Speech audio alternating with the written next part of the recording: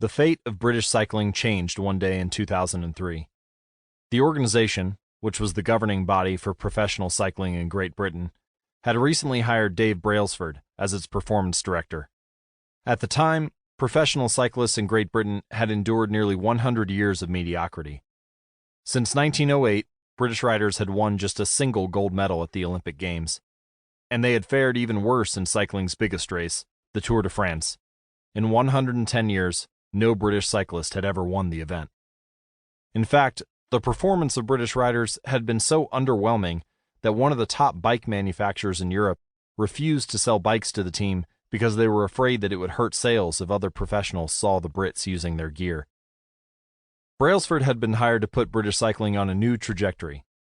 What made him different from previous coaches was his relentless commitment to a strategy that he referred to as the aggregation of marginal gains, which was the philosophy of searching for a tiny margin of improvement in everything you do.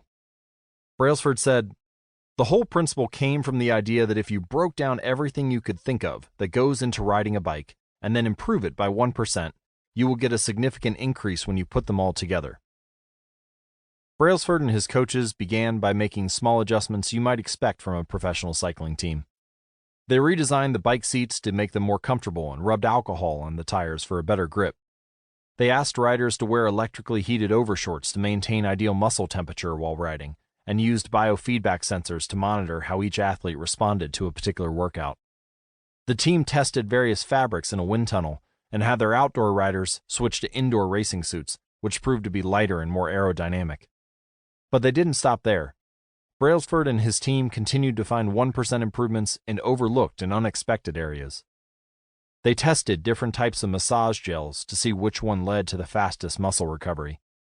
They hired a surgeon to teach each rider the best way to wash their hands to reduce the chances of catching a cold. They determined the type of pillow and mattress that led to the best night's sleep for each rider. They even painted the inside of the team truck white, which helped them spot little bits of dust that would normally slip by unnoticed, but could degrade the performance of the finely tuned bikes. As these and hundreds of other small improvements accumulated, the results came faster than anyone could have imagined. Just 5 years after Brailsford took over, the British cycling team dominated the road and track cycling events at the 2008 Olympic Games in Beijing, where they won an astounding 60% of the gold medals available. 4 years later, when the Olympic Games came to London, the Brits raised the bar as they set 9 Olympic records and 7 world records. That same year, Bradley Wiggins became the first British cyclist to win the Tour de France. The next year, his teammate Chris Froome won the race, and he would go on to win again in 2015, 2016, and 2017, giving the British team 5 Tour de France victories in 6 years.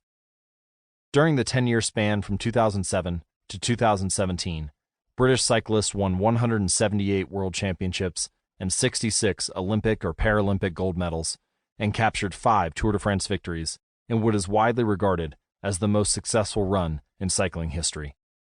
For more information and updates on the British cycling team and their strategies, visit atomichabits.com/cycling.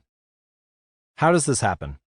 How does a team of previously ordinary athletes transform into world champions with tiny changes that, at first glance, would seem to make a modest difference at best?